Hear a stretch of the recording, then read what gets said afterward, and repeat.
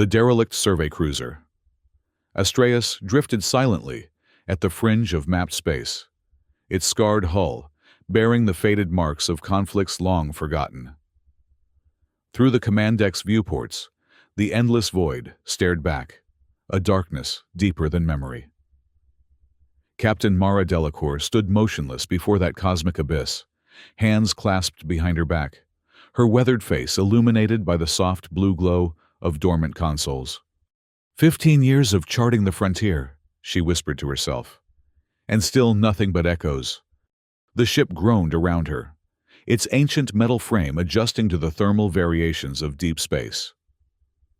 The Astreus had once been a vessel of scientific ambition, built for discovery, though its reinforced hull plating and concealed weapons bays spoke to darker contingencies. Like its captain, the ship carried the weight of its past in silence. Mara's reflection stared back at her from the viewport, a woman in her mid-40s. Her once vibrant auburn hair now streaked with silver, her green eyes carrying the shadow of decisions that still haunted her sleep.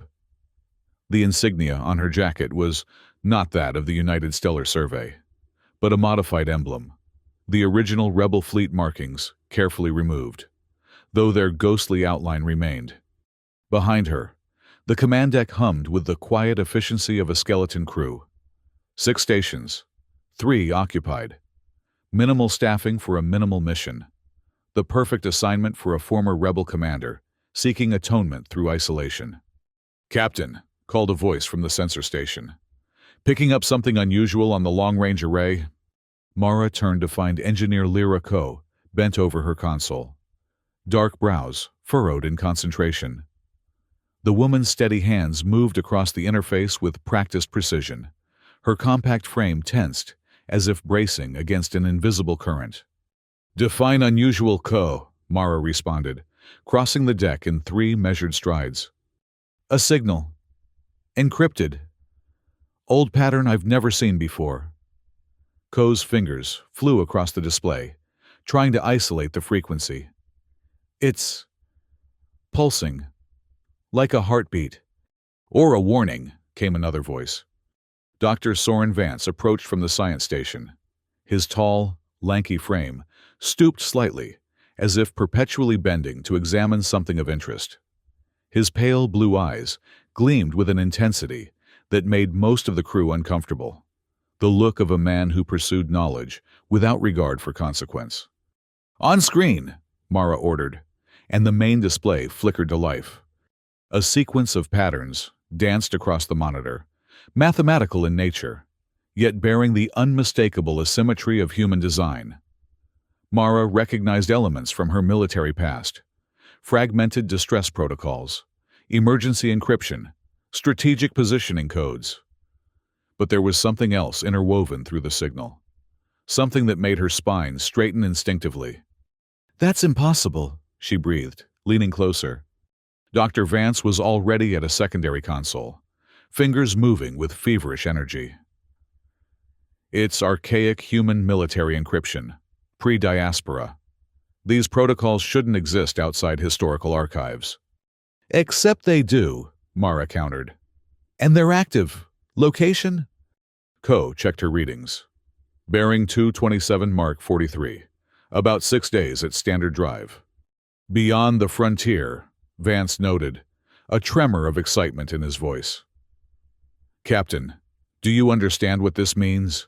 We could be looking at an archaeological find of unprecedented—" "What we're looking at," Mara interrupted sharply, "is a violation of the old rule." The command deck fell silent. Even the ship's ambient hum seemed to diminish. "You can't seriously believe those stories," Vance said after a moment, though his voice lacked conviction. "Dormant human war machines? Shadow fleets? That's spacer mythology." Mara fixed him with a steady gaze. "I fought in the Andromeda Rebellion. Doctor, I saw things that never made the official records. There's a reason certain sectors remain unmapped, and it's not for lack of technology." She turned back to the main display, studying the pulsing signal with renewed wariness. Every sensor on the Astreus had flared to life, systems that hadn't activated in years, suddenly humming with purpose. "The old rule isn't mythology," she continued quietly. "It's the unspoken agreement that's kept peace in this sector for generations. Don't mess with humans. Don't wake what sleeps in the void." Ko looked up from her station, the usual pragmatism in her dark eyes now tinged with unease. "What are your orders, Captain?" Mara stood silent for a long moment, weighing duty against caution, curiosity against survival. Finally, she straightened her shoulders. Decision made. "Plot a course to the signal origin, yellow alert status, weapon systems on standby." "Captain," Vance protested, "we're a survey vessel, not a warship." Mara's lips curved in a smile devoid of humor. "The Astraeus was many things before it was ours, Doctor. And so was I." She turned to Ko. "Engage drive when ready. Let's see what's calling us from beyond the frontier." As the Astraeus altered course, its engines pulsing to life, Mara returned to the viewport. In the reflection of the glass, she saw not the seasoned explorer of the present, but the younger woman who had once commanded a rebel fleet, who had made a decision that cost thousands of civilian lives. The woman whose guilt had driven her to the farthest edges of known space. Now, something was pulling her back toward humanity's darkest secrets. For 6 days, the Astraeus pushed through the void, its aged drive straining against distances it had not been asked to traverse in years. The beacon signal grew stronger with each passing hour, its encryption ever more complex, layers unfolding like the petals of some digital flower. In the ship's small mess hall, Mara sat across from Dr. Vance, watching as he manipulated a holographic representation of the signal pattern. His enthusiasm had not waned. If anything, proximity to their destination had heightened his academic fervor. "The mathematical precision is extraordinary," he was saying, expanding a particular sequence with a flick of his fingers. "These aren't just coordinates or identification codes. There's something embedded here. A memory, perhaps, or instructions." Mara sipped her synthetic coffee, bitter and lukewarm. "Could it be an AI entanglement?" Vance's hand stilled. "You're thinking of Protocol Arcanus?" "I'm thinking we should be prepared for anything," she replied evenly. The doctor leaned back, studying her with newfound interest. "You know more than you've shared, Captain. Protocol Arcanus was classified information, a theoretical emergency measure that would bind human AI systems to dormant military resources. It was never implemented. Officially," Mara amended. She set down her cup with deliberate care. "You've read about the Andromeda Rebellion, I assume. The official accounts describe a minor insurgency, quickly contained. 3 colonies broke from core authority. Fighting lasted 11 months. Minimal casualties," Vance recited, then tilted his head. "But you say that's not the whole story." Mara's gaze drifted to the viewport, where the stars streaked by in ribbons of light. "The rebellion was anything but minor. We had taken 7 systems, not 3, had advanced weaponry that rivaled core fleets. We were winning." A shadow passed across her features. "Then came the Helios offensive." "I don't recall." "You wouldn't. It's not in any record." Mara's voice was flat. "I ordered a strike on a core manufacturing hub. Our intelligence indicated it was producing munitions. It wasn't. It was a civilian habitat. 20,000 people, gone in an instant." The silence that followed was heavy, punctuated only by the distant throb of the ship's engines.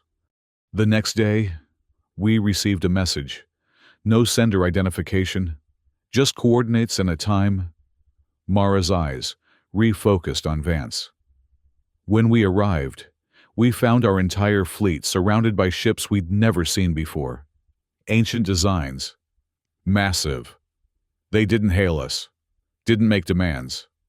They simply executed a perfect formation maneuver that left no doubt of their intentions. One wrong move, and we would cease to exist. Vance's academic detachment had vanished, replaced by tense attention. Human ships? Without question. But no crew. At least none that registered on our scanners. They escorted us back to our home system and then vanished. Slipped away into subspace like they'd never been there. Mara's expression hardened. 2 days later, the rebellion ended. Not because we were defeated, but because every rebel commander received the same message: stand down or face the old guard. The doctor's pale eyes widened. The old guard? You think? I think, Mara interrupted, that humanity has secrets it keeps even from itself. Fail-safes buried so deep in our history that they've become legend. She gestured to the holographic signal still rotating between them. And I think something or someone is trying to access those secrets. Before Vance could respond, the ship's intercom crackled. "Captain to the bridge," came Ko's voice, tense but controlled. "We've found the source." The ice moon hung against the backdrop of a gas giant. Its surface, a fractured mosaic of crystalline plains and jagged crevasses. But it was what protruded from that frozen landscape that held the crew's attention. A massive structure, half buried in the ice, its angular geometry unmistakably artificial. "Magnification 20, Mara ordered, and the main screen shifted, bringing the structure into sharper focus. Even partially entombed, its nature was clear. A dry dock facility of staggering proportions, its skeletal framework reaching toward the stars like the rib cage of some titanic beast. The metal was dark, absorbing rather than reflecting light, broken in places by the moon's shifting ice but largely intact. "Impossible," Ko whispered. "A structure that size couldn't remain hidden." "Unless it was meant to be," Vance countered, his voice hushed with reverence. "Captain, this is it. This is what the signal was leading us to. An ancient human military installation." Mara studied the display, noting the absence of power signatures, the still dormant state of the facility. "Scan for defensive systems." Ko's hands moved across her console. "Nothing active, but there are embedded weapon platforms throughout the structure, currently powered down." "Life signs?" "Negative. The facility appears to be in hibernation mode." Mara nodded slowly. "Prepare a shuttle. Small team, myself, Dr. Vance and you, engineer. Full environmental gear and sidearms." "Captain," Vance began, excitement overriding caution. "The archaeological significance will be properly documented," Mara finished firmly. "But our priority is determining the source of that signal and whether it represents a threat. The old rule exists for a reason. Doctor, we investigate with caution, or not at all." An hour later, the shuttle detached from the Astreus with a gentle shudder, its thrusters guiding it down toward the ice moon surface. Through the viewport, the dry dock loomed ever larger, its true scale becoming apparent as they approached. Not merely large enough for capital ships, but for vessels that dwarfed anything in current service. They landed on a relatively stable ice plain 100 meters from the facility's main structure.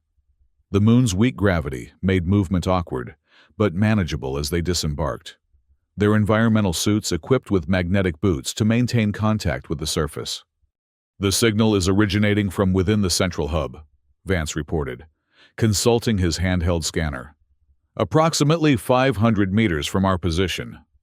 Mara checked her sidearm, an old model plasma pistol, reliable in vacuum conditions. "Stay alert. We move together."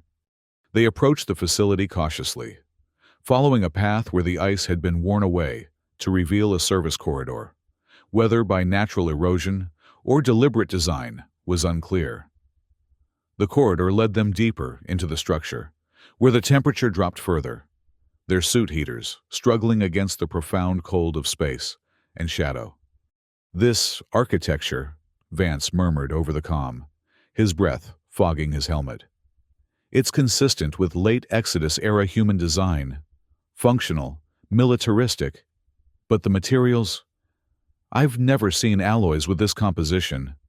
Ko ran her gloved hand along one wall, her engineer's instincts engaged. Whatever it is, it's held up for centuries in these conditions. No corrosion, minimal structural fatigue. They continued forward until the corridor opened into a vast chamber, the dry dock's control center. Unlike the corridors, this space showed signs of power. Dim emergency lighting casting long shadows across abandoned workstations and dormant monitoring equipment. In the center of the chamber stood a holographic projection unit, its base humming with the first signs of activation.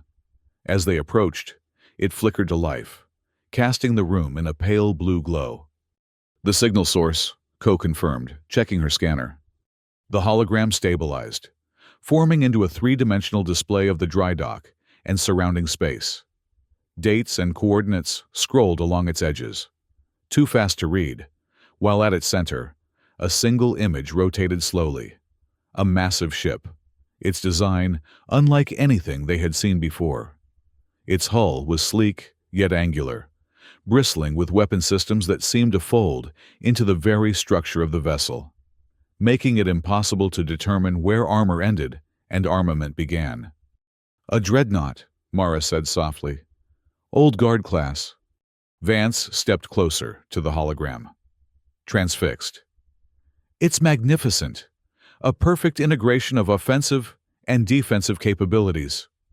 He pointed to markings along the hull. "These are deployment records. It was active during the first expansion. Then, nothing. The records stop." "Not stopped," Ko corrected, examining a secondary display that had activated. "Sealed. Look at this." The engineer had found a log terminal, its screen now displaying a sequence of text entries. The most recent, dated nearly 200 years prior, glowed with unnatural clarity. Protocol Arcanus initiated. Fleet assets transferred to subspace stasis. Reactivation parameters set. Human continuity, contingency enacted. The old guard sleeps. Should necessity arise, it will wake.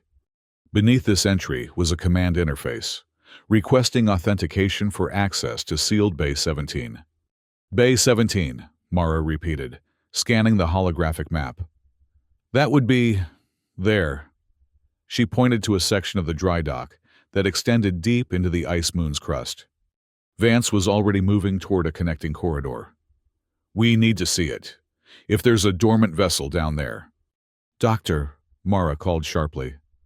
"We're here to investigate, not activate. Whatever sleeps in this facility was put here for a reason." "Precisely," Vance turned back, his expression visible through his helmet visor, a mixture of scientific passion and something more primal. "This could be the answer to centuries of questions. The old guard isn't just a myth or a deterrent. It's real. And it's here." Mara held his gaze. "Which is exactly why we proceed with caution.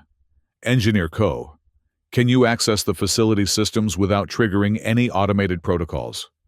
Ko studied the terminal. "I believe so.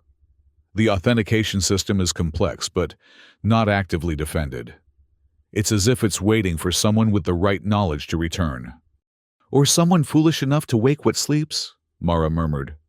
After several tense minutes, Ko managed to bypass the authentication protocols enough to access the facility's monitoring systems. The holographic display expanded, showing them a real-time view of Bay 17 and the massive vessel suspended within its cradle. Even in its dormant state, the dreadnought commanded awe. Unlike the sleek, elegant designs of modern starships, this vessel was built for a single purpose: overwhelming force. Its hull was black as the void itself, absorbing all light that touched it, while along its spine ran a series of arrays that Mara recognized as subspace field generators, powerful enough to tear holes in reality itself. "The Judica," Vance read from the display. "First of its class. And hopefully the last," Mara replied grimly. "Ko, what's its status?" The engineer's fingers moved across the terminal. "Deep stasis. Minimal power to core systems only. It's waiting. For what? According to these logs, Ko continued, the entire facility is keyed to respond to specific trigger events, breaches of human sovereignty, extinction-level threats, violations of core space. Vance had moved to another terminal, his academic reserve giving way to feverish curiosity. There's more. The Judica isn't alone. There are references to entire fleets placed in similar stasis throughout this sector, a dispersed defense network, hidden in plain sight. Mara felt a chill that had nothing to do with the moon's frozen environment. This confirms every rumor, every spacer's tale. Humanity didn't just leave behind colonies and outposts during the diaspora. They left behind guardians. Guardians that haven't been needed in centuries, Vance pointed out. Think of what we could learn from this technology, the advancements we could make. Or the wars we could start, Mara countered. The old rule exists because someone, somewhere, discovered what happens when you disturb these places. We should document what we found and then leave. Seal this moon and recommend a permanent exclusion zone. Vance's expression hardened. That's fear talking, Captain. Not science, not progress. It's wisdom, Doctor. Something you seem to lack. The tension between them crackled like static over the comm channel. Ko, ever practical, intervened. Captain, Doctor, we have a situation. She pointed to the holographic display where a new alert had appeared. The system is registering an intrusion. Something entered the outer marker buoys about 20 minutes ago. The Astraeus? Mara asked. Ko shook her head. No, something much larger, and it's heading directly for us. The three of them huddled around the command center's main display, watching as the unidentified vessel approached the ice moon with deliberate purpose. Its design was unfamiliar, a blend of organic curves and crystalline structures that defied conventional engineering principles. Not human, Mara observed. Definitely not any known species from the central systems. Vance studied the readings with growing concern. Energy signature suggests advanced propulsion technology, and those structures along its ventral surface. Weapon systems, Ko finished, heavily shielded but unmistakable. The alien vessel slowed as it entered the moon's orbit, taking up position directly above the exposed section of the dry dock. There was something methodical about its movements, as if following a predetermined course. They knew this place was here, Mara realized. This isn't a chance discovery. The signal, Vance said suddenly. It wasn't calling to us. It was warning us, or anyone who might listen. Ko's console chimed with a new alert. Energy spike from the alien vessel. They're scanning the facility. Deep penetration scans, focusing on Bay 17. Mara's mind raced through scenarios, none of them promising. Can they detect us? Unlikely. Our environmental suits don't emit enough energy to register at that distance, and we're shielded by the facility's structure. We need to get back to the Astraeus, Mara decided. Now. Vance hesitated.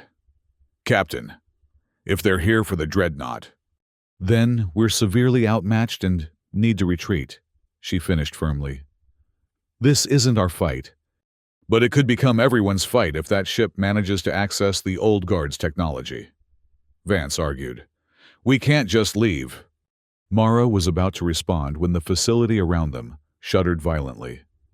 Ice cracked along the ceiling, sending crystalline shards drifting in the low gravity.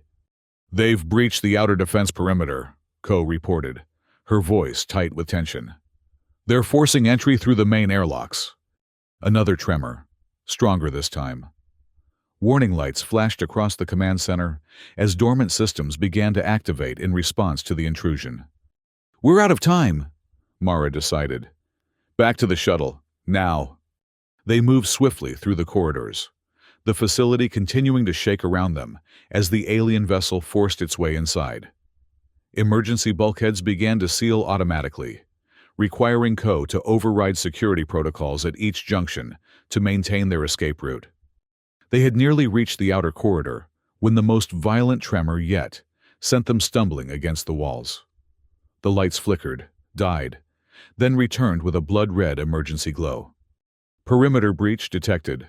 Protocol Arcanist defense sequence initiated. The automated announcement echoed through the facility in a voice that was unnervingly human, yet devoid of inflection. Throughout the structure, long dormant systems began to power up, the ambient temperature rising as ancient reactors stirred to life. "No, no, no," Mara muttered, recognizing the cascade of events now unfolding. "We need to move faster." They reached the service corridor that led to the surface, only to find it partially collapsed. Ice and metal twisted together in an impassable barrier. "There's another way," Ko said, consulting her scanner. "Maintenance shaft, 2 levels up. It should lead to the surface near our shuttle." As they changed course, the facility continued its awakening. Display panels activated along the corridors, showing the status of various systems, most notably Bay 17, where power readings were spiking dramatically. "The Judica," Vance breathed, pausing to study one display. "It's initiating wake-up protocol." Mara grabbed his arm, pulling him along. "All the more reason to get out of here." They climbed an emergency ladder to the upper levels, the metal rungs slick with condensation as the facility's heating systems fought against centuries of ice. The maintenance shaft Ko had identified was narrow, but passable, angling upward toward the surface. As they climbed, Mara's comm unit crackled with static, then cleared to reveal a transmission. It wasn't from the Astraeus. "Human facility detected. Preparing extraction of technological assets. Any resistance will be met with appropriate force." The voice was modulated, translated through some kind of interface. But the intent was clear. The aliens had come for the dreadnought, and they meant to take it. They emerged onto the surface 100 meters from their shuttle. The ice moon's landscape, now lit by the harsh glow of the alien vessel hovering above the facility. It was even larger than it had appeared on the scanners, its crystalline protrusions glittering like malevolent stars. "Run!" Mara ordered, and they sprinted across the ice as best they could in the low gravity, each bound carrying them several meters. They were halfway to the shuttle when the ice beneath their feet began to vibrate. Not a tremor this time, but a sustained, building resonance that seemed to come from deep within the moon's crust. Ko checked her scanner, her steps faltering. "Captain, Bay 17 is opening." They turned back to see a massive seam appearing in the ice, a chasm opening as ancient hydraulics forced apart doors that had remained sealed for centuries. Steam billowed from the opening, flash freezing in the vacuum to create a glittering cloud above the facility. And from that cloud emerged the prow of the Judica, its black hull rising like a leviathan from the depths. The dreadnought's spine array pulsed with building energy, subspace fields distorting the very fabric of reality around the vessel. "It's beautiful," Vance whispered, transfixed. Mara grabbed him again. "It's dangerous. Move!" They reached the shuttle just as the Judica fully emerged from its bay, ice cracking and shattering around its massive hull. The dreadnought hung suspended above the facility, weapon systems powering up with methodical precision as it oriented toward the alien vessel. Inside the shuttle, Ko took the pilot's seat, her hands flying across the controls. "Initiating emergency launch sequence." "Wait," Vance said, pointing through the viewport. "Look." The alien vessel had altered its position, moving to directly face the awakened dreadnought. For a moment, there was a stillness, as if two predators were assessing each other across a cosmic hunting ground. Then, without warning or apparent communication, the alien ship fired, a brilliant lance of energy that struck the Judica's forward shields. The dreadnought absorbed the impact without visible effect, its black hull unmarked. In response, the Judica's spine array pulsed once, twice, and a gravitational wave rippled outward, distorting space around the alien vessel, compressing and expanding reality itself. The alien ship's shields flared and failed, its crystalline structures cracking under forces They were never designed to withstand. "Launch now!" Mara ordered, her voice tight. The shuttle's engines ignited, propelling them away from the surface as the two titans engaged in battle above the ice moon. The Judica moved with impossible grace for a vessel of its size, each maneuver precise and deliberate, while the alien ship struggled to maintain position against the dreadnought's gravitational attacks. As they ascended through the thin atmosphere, Mara's comm unit activated again, but this time, the transmission was different. A simple sequence of tones, followed by coordinates. "What is that?" Vance asked, leaning forward to listen. Mara's expression was grim. "A reactivation signal. The Judica is calling for reinforcements." "From where?" Ko asked, guiding the shuttle toward the waiting Astraeus. Everywhere, Mara replied softly. it's calling the old guard. Through the viewport, they watched as the Judica unleashed another gravitational wave. This one focused to a knife's edge that sliced through the alien vessel's hull. The ship listed, atmosphere venting into space, its weapon systems flickering as power failed. But even as the alien vessel began to break apart, a final, desperate attack lanced from its core. A concentrated energy beam that struck not the dreadnought, but the ice moon itself. The beam burrowed deep into the crust, triggering a chain reaction of fractures that spread across the surface with alarming speed. "The moon's breaking up," Ko reported, accelerating the shuttle to maximum burn. Structural integrity failing throughout the facility. As they docked with the Astraeus, the ice moon continued to fracture, great chasms opening across its surface. The dry dock facility began to collapse, sections disappearing into the depths as the moon's internal pressure sought new equilibrium. Yet the Judica remained unperturbed, hovering above the destruction as if observing the consequences of its awakening. Its spine array continued to pulse, sending the reactivation signal outward into the void. "Get us out of here," Mara ordered as she entered the Astraeus' command deck. "Maximum safe distance, but maintain visual contact." The survey cruiser pulled away from the disintegrating moon, its sensors recording everything: the final destruction of the alien vessel, the collapse of the ancient facility, and the Judica's unwavering presence amid the chaos. "Captain," the communications officer called. "I'm picking up jump signatures, multiple contacts inbound." Mara moved to the main viewport, her expression unreadable. And so it begins.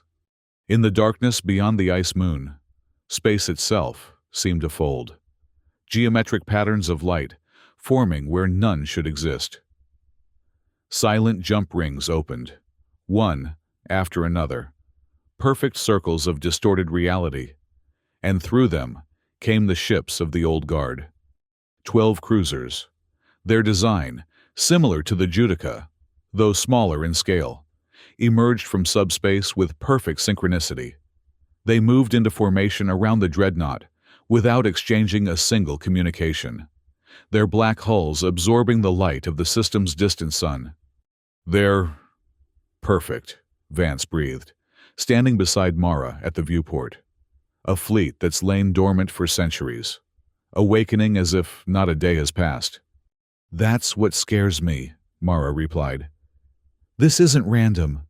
This is a designed response to a specific trigger. Someone broke the old rule, and now the consequences have arrived. On the main display, they watched as the old guard fleet arranged itself in a defensive pattern around the Judica. Then, without warning, one of the cruisers broke formation, accelerating toward the Astraeus. "They've spotted us," Ko reported, tension evident in her voice. "Intercept course. Weapon status unknown." "Hold position," Mara ordered, raising a hand to forestall panic. "No evasive action. No defensive measures." "Captain?" Ko questioned, clearly uncertain. If they wanted us destroyed, we'd already be gone, Mara explained quietly. This is something else. The cruiser approached to within 5 kilometers, close enough that its details were visible through the viewport. Like the Judica, its hull was unmarred by time, its design both ancient and timeless. Along its flanks ran lines of script in an old human language, the words almost luminous against the black hull. Silent vigil. Then, a transmission, not in words, but in the same mathematical patterns as the original distress beacon, though inverted now. Not a call for help, but a response. They're sending us a message, Vance realized, moving to a communications console to analyze the transmission. It's coordinates, a vector heading away from this system. They want us to leave, Mara translated. She nodded slowly. And I think we should comply. Captain, Vance protested. We can't just abandon this discovery. The scientific value alone is nothing compared to the danger. Mara cut him off. You've seen what these ships can do. Whatever the aliens wanted from the facility, they were willing to risk everything to get it. And they failed. Spectacularly. She turned to address the bridge crew, her voice steady with renewed purpose. Set course for the provided coordinates. Full power to engines. As the Astraeus prepared to depart, a final transmission arrived, this one in clear, unencrypted text. They broke the oldest rule. We reminded them why they must never forget. The message was signed with a simple designation, Admiral Kale, Old Guard Fleet Command. A warning, Mara murmured. Not just to the aliens, but to us, to anyone who might be watching. The Astraeus accelerated away from the shattered moon, leaving behind the awakened fleet and the questions that had brought them to this forgotten place. Through the aft sensors, they watched as the Old Guard vessels moved with perfect coordination, securing the area around the destroyed facility, ensuring that nothing of value remained for others to find. Mara returned to her quarters, the weight of the day's events settling over her like a physical burden. She sat at her desk, activating her personal log, the one record she kept separate from official channels. Captain's personal log, she began, her voice quiet in the empty room. Today, I witnessed the awakening of humanity's darkest secret and greatest defense. The Old Guard is real, a sleeping sword that has lain dormant for centuries, waiting for someone foolish enough to test the boundaries of human tolerance. She paused, gathering her thoughts. I've spent years running from the decisions of my past, from the lives lost under my command. I thought isolation was atonement, but perhaps there's another path. The galaxy has changed since the Old Guard was created. The threats we face are different. The lines between enemy and ally, less clear. Mara looked out her viewport at the stars streaking by, each one a potential home, a potential battlefield. The silent vigil continues, but who watches the watchers? Who ensures that such power remains a shield, not a sword? She ended the log entry with a decision. We will report what we found, but not everything we saw. Some secrets should remain buried, or at least carefully guarded. The oldest rule in the galaxy exists for a reason, and now I understand why. 6 months later, Mara stood on the observation deck of Arcturus Station, watching as ships from a dozen species docked and departed with the rhythmic precision of a cosmic dance. The central hub of human diplomatic relations was busier than usual, representatives from across the galaxy gathering for an emergency summit. Dr. Vance approached, looking different in formal diplomatic attire than he had in the environmental suit on that ice moon. His former academic intensity had been tempered by experience, though his eyes still gleamed with curiosity. Captain Delacourt, he greeted her. Or should I say, Special Envoy Delacourt now. Mara smiled faintly. The title doesn't matter. The work does. And important work it is. Vance moved to stand beside her at the viewport. Have you heard? 3 more expeditions into unmapped space have been attacked by the same species we encountered. They're calling themselves the Nexus Covenant. Apparently, an alliance of technological scavengers who've been searching for advanced weaponry for decades. And instead, they found the Old Guard, Mara finished. Not the outcome they expected. I imagine. No, indeed. Vance's expression grew serious. The Council is divided on how to respond. Some want to activate more of the dormant fleets as a show of force. Others fear that would only escalate the situation. Mara turned from the viewport to face him directly. And what do you think, Doctor? You who once wanted to harness that power for scientific advancement? Vance had the grace to look chastened. I've revised my assessment in light of new evidence. Some technologies should remain studied, but not deployed. Some powers are best left as deterrents, rather than active weapons. A wise conclusion. One I learned from you, Captain, he admitted. Though I was slow to appreciate the lesson. Their conversation was interrupted by the arrival of Engineer Ko, now wearing the insignia of the newly formed Frontier Security Division, a direct response to the Nexus Covenant's incursions. They're ready for you in the Council chamber, she informed Mara. The Covenant representatives have arrived. Mara nodded, straightening her uniform. What's their demeanor? Subdued, Ko replied with a hint of satisfaction. Apparently losing 4 battlecruisers to ships that never even hailed them has made an impression. As they walked toward the Council chamber, Vance lowered his voice. Is it true what they're saying? That Admiral Kale himself will be attending? In a manner of speaking, Mara answered cryptically. The Council chamber was a vast amphitheater. Delegates from 20 species arranged in concentric rings around a central podium. The human delegation occupied the innermost positions, while the representatives of the Nexus Covenant, tall, crystalline beings with multiple sensory appendages, were seated opposite them, their translucent bodies reflecting the chamber's light in fractured patterns. Mara took her place at the podium, surveying the assembled diplomats with calm authority. Beside her stood a holographic communication terminal, currently inactive. Representatives of the galactic community, she began, her voice carrying through the chamber without need for amplification. We are gathered to address the recent incursions by the Nexus Covenant into restricted space, and the subsequent defensive actions taken by automated human security systems. One of the Covenant representatives rose, their crystalline form shifting in what might have been agitation. We dispute the designation of restricted space. No formal boundaries were established. No warnings given. We were exploring unclaimed territories. Were you? Mara countered evenly. Your vessels were equipped with military-grade weapon systems. Your targets were specifically human archaeotech facilities. Your methods included forced entry and attempted asset seizure. These are not the actions of explorers, but of raiders. Another delegate, from the Centauri Alliance, interjected. Regardless of intent, the response seems disproportionate. 4 Covenant vessels destroyed without communication or warning. Such actions threaten the peace of the entire sector. Mara nodded, acknowledging the concern. Which is why we have called this summit, to establish clear understanding of boundaries and consequences. She turned to the holographic terminal. And to introduce you to the architect of that response.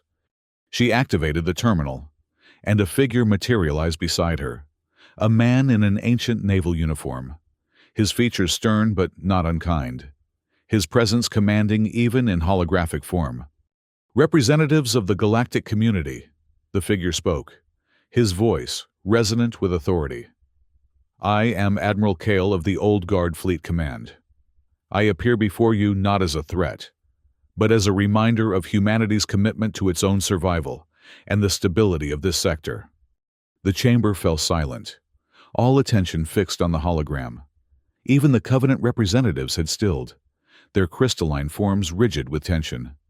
For centuries, the Old Guard has remained dormant, a contingency against extinction-level threats to human existence. Admiral Kale continued, We do not seek conflict. We do not desire dominion. We exist solely to ensure that humanity's light is not extinguished from the galaxy. He turned to address the Covenant representatives directly. Your actions awakened one small fraction of our capability, a single dreadnought and its escort fleet. There are others, many others, still sleeping in the void. We hope they remain so.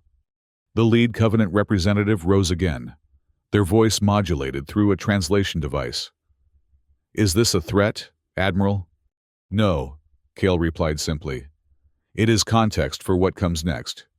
Mara stepped forward again.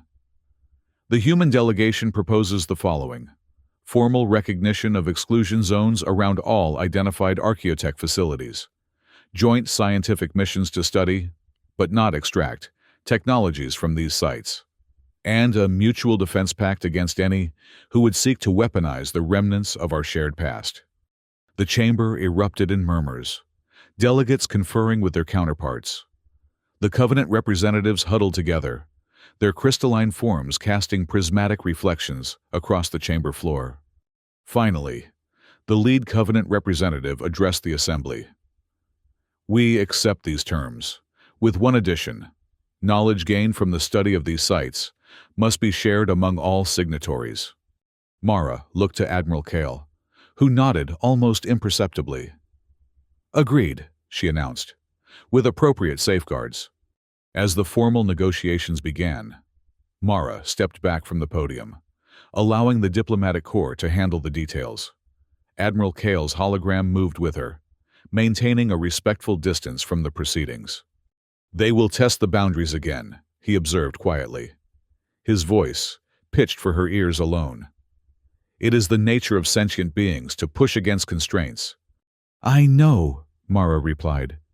But now they understand the consequences. The oldest rule in the galaxy has been reinforced. Kale studied her with ancient eyes that had seen the birth and death of stars. You understand our purpose better than most, Captain Delacour. The guilt you carry from the Andromeda Rebellion, it shapes your perspective, gives you clarity. Mara felt a chill at the reminder of how much this being knew about her. The old guard was watching even then, wasn't it? You could have stopped the rebellion before it began. We could have, Kyle acknowledged. But humanity must be free to make its own choices, its own mistakes. We intervene only when existence itself is threatened. He paused, his expression softening slightly. Or when someone needs a reminder of why certain rules exist. Before Mara could respond, Dr. Vance approached, his attention fixed on the hologram with barely contained fascination. Admiral, he began hesitantly, if I may ask, the old guard vessels we encountered, they're fully automated, correct? No human crew? Kale's expression revealed nothing. The nature of our operations is classified, even in this era. Some questions should remain unanswered. Dr. Vance. For now, Vance pressed, undeterred. But eventually, Kale interrupted gently. You may discover that the division between human and machine, between Sentinel and Guardian, is not as clear as you imagine. His holographic form flickered slightly, as if affected by some distant disturbance. I must return to my duties. The Judica requires attention. The Admiral turned to Mara one last time. Remember, Captain, the sword sleeps, but it dreams, and in its dreams, it remembers why it was forged. With those words, the hologram dissolved, leaving Mara and Vance alone at the edge of the council chamber. Was that really him? Vance asked quietly. Or some kind of AI interface? Mara watched as the delegates continued their negotiations, the future of interstellar relations being shaped before her eyes. Does it matter? The message is the same either way. Later, as the summit concluded with the signing of the Arcturus Accords, Mara stood once more at the observation deck, watching the stars. Engineer Ko joined her, the two women sharing a moment of silent contemplation. Do you think it will hold? Ko finally asked. This peace we've brokered? Mara considered the question, weighing hope against experience. For a time, until someone forgets why the boundaries exist, why the old guard watches from the shadows. And then? And then, Mara replied, we remind them of the oldest rule in the galaxy.